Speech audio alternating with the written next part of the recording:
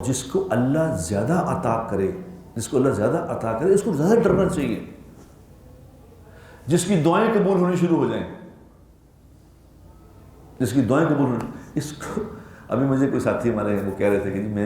میرے ساتھ ایسے میری ہر دعا قبول ہونے لگ گئی ہے، میں جو مانگتا ہوں ہو جاتا ہے، تو میں کہا یہ تو اور خطرے کی بات ہے۔ کہتے ہیں کیا خطرے کی بات ہے؟ وہ خطرے کی بات ہے بھائی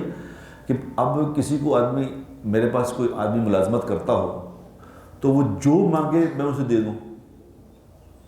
تو پھر اس کی ذمہ داری بڑھ گئی نہیں بڑھ گئی؟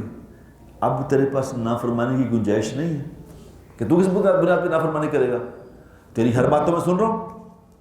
اب تیرے پاس نافرمانی کی گنجائش ہی نہیں رہ گئی کہ تو کوئی عذر پیش کرے، جی میں تو یہ آپ نے مجھے، تیرے پاس تو کیسے نافرمانی کرے گا؟ تو ڈر جا،